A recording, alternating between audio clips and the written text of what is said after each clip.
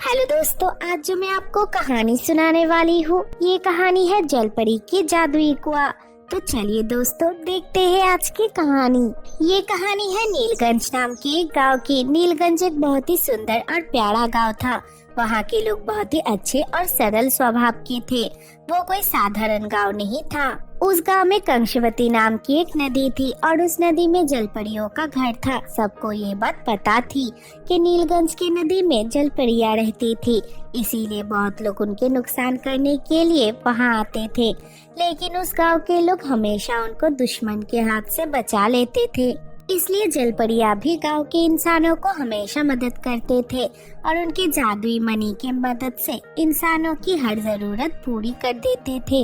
ऐसे ही एक दिन एक शैतान जादूगरनी को उस नदी के बारे में पता चल गया और वो जलपरियों को पकड़ने के लिए नीलगंज गांव में आई। क्या हुआ? आपको यहाँ क्या चाहिए? हमने तो आपको इस गांव में पहले कभी नहीं देखा। मैं एक शैतान जादूगरनी हूँ। मैं बहुत शक्तिशाली हूँ। मुझे पता चला है यहाँ जो नदी है उसमें जलपरियां रहती हैं। मुझे उन जलपरियों को पकड़ के अपने साथ ले जाना है। फिर उनके मदद से मैं इस दुनिया की सबसे शक्तिशाली जादूगरनी बन जाऊंगी। लेकिन बहुत सालों से वो लोग इस नदी में रहते हैं और हमेशा हमारी मदद करते हैं, इसीलिए आप अभी यहाँ से चले जाइए। तुम लोगों को पता नहीं है मैं कौन हूँ। तुम लोग मुझे वहाँ जाने दो, नहीं तो मैं सब कुछ तबाह कर दूंगी। जादूगरनी की बात सुन के सब गाँव वाले बहुत गुस्सा हो गए और सब लोगों ने उस जादूगरनी को बहुत मारा और मार के वहाँ से भगा दिया। तुम लोगों ने ये बहुत गलत किया है। मैं अगली बार आके सब जलपरियों को जान से मार दूंगी। ये कह के वो जादूगरनी वहाँ से चली गई। उसके बाद से सब कुछ फिर से ठीक हो गया। लेकिन वहाँ वो जादूगरनी फिर से जलपरियों से बदला लेने के लिए सोचने लगी।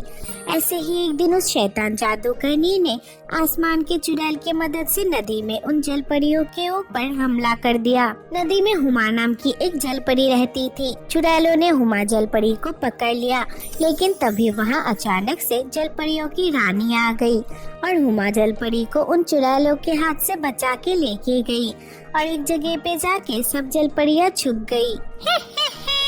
तुम जलपरियां कितने दिनों तक छुपे रहोगी? हमें पता है अब तुम लोग इस नदी में ही रहते हो। हम रोज तुम लोगों को पकड़ने यहाँ आएंगे और हमें सुना है जलपरियों का मांस बहुत स्वादिष्ट होता है। ये कह के वो चुड़ैल वहाँ से चले गए। तब सभी जलपरियां अपने रानी माँ के पास जाके बैठ गई। तब हुमा जलपरी ने रानी माँ से कही, रानी माँ, ये चुड़ैल बहुत ही खतरनाक है। आज हमें इन सभी को मार देना चाहिए था, नहीं तो ये लोग फिर से वापस आ जाएंगे। नहीं, ये आसमान के चुड़ैल बहुत ही ज्यादा ताकतवर है और जब ये पानी में आ जाते हैं तब ये लोग और भी ज्यादा ताकतवर हो जाते हैं, इसलिए हम इसके साथ मुकाबला नहीं कर पाएंगे।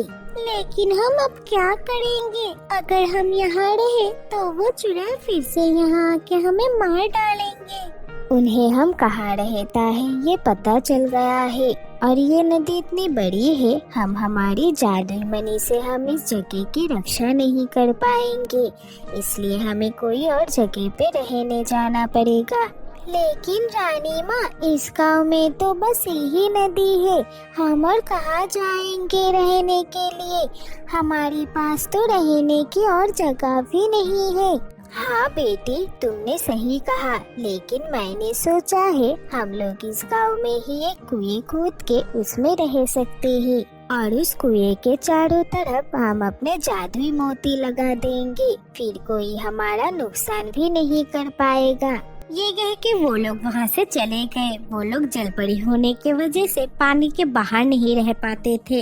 इस वजह से रानी ने गांव वालों की मदद से गांव में एक बड़ा सा कुआं खुदवाया और वो कुआं खोदने के लिए उन्होंने गांव वालों को बहुत सारा सोने का मोहर भी दिया और उसके बाद से सब जलपरियां उस कुएं में ही रहने लगी। हुमा बेटी, अब से इस कुएं का तुम ही देख रेख करना और किसी भी गांव वालों को हमारी जरूरत पड़े तो उनकी मदद करना। ठीक है रानी माँ, हम इस जगह पे सुरक्षित है, कोई हमें कुछ भी नहीं कर पाएंगे। उसके बाद से वो लोग उस कुएं में बहुत अच्छे से रहने लगे। जलपरियों के जादू की मदद से उनको जो चाहिए होता था उन्हें वो सब कुछ मिल जाता था और वो लोग हमेशा गांव को भी वो सब चीज दे के मदद किया करते थे। उधर वो शैतान जादूगरनी भी अब उस कुएं के पास नहीं आ पा रही थी। ऐसे ही सब कुछ ठीक ठाक चल रहा था, लेकिन उस गांव में पूर्वी नाम की एक लालची लड़की रहती थी। जलपरियों को इतने खुशी से रहते हुए देख के वो मन ही मन सोचने लगी, इन जलपरियों के पास बहुत पैसा होगा। इन्होंने गांव वालों को कुएं खोदने के लिए ही कितने सारे सोने के मोहर दिया है और ये भी कितने खुशी में रहते हैं। मुझे कैसे ना कैसे इनसे इनका सब खजाना छीनने पड़ेंगे, फिर मैं इस दुनिया की सबसे अमीर इंसान बन जाऊंगी। ऐसे ही पूर्वी जलपरियों से सब खजाना छीनने के लिए तरकीब सोचने लगी, लेकिन उसके मन में कोई तरकीब नहीं आ रहा था। तब वो फिर सोची, ये लोग मुझसे बहुत ज्यादा ताकतवर हैं। मुझे उस शैतान जादूगरनी के पास ही जाना पड़ेगा जो इन्हें मारना चाहती है। ये सोच के वो अगले दिन उस शैतान जादूगरनी को ढूंढते हुए एक अंधेरे गुफे के सामने पहुंच गई। वहां जाके उसने देखा उस अंधेरे गुफे के अंदर एक कोने में वो शैतान जादूगरनी बैठी हुई है। ए लड़की, कौन है तू? यहाँ क्या करने आई है? तुझे पता है मैं कौन हूँ? तेरी इतनी हिम्मत कैसे हुई यहाँ आने की? जादूगरनी, मैं यहाँ आपकी मदद करने आई हूँ। मुझे पता है आप उन जलपरियों को मारना चाहते हैं और मुझे पता है वो लोग अब कहाँ रहते हैं। ये उन जलपरियों का कोई छल तो नहीं है? अगर तूने मुझे धोखा दिया तो मैं तुझे जान से मार डालूंगी। अब मुझे बता वो लोग अभी कहाँ छुपे हुए हैं? तब पूर्वी ने उस शैतान जादूगरनी को उस जादुई कुएं के बारे में बताया जहाँ वो जलपरियाँ रहती थी।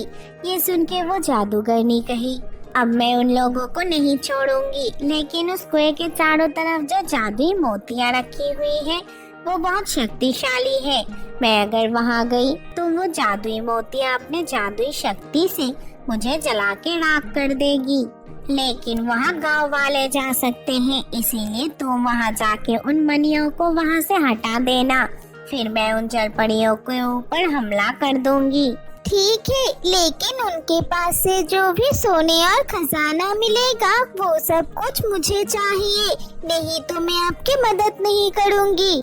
ठीक है, वो सब कुछ तू अपने पास रख लेना, मुझे बस उनको बंधक बना के अपने पास रखना है।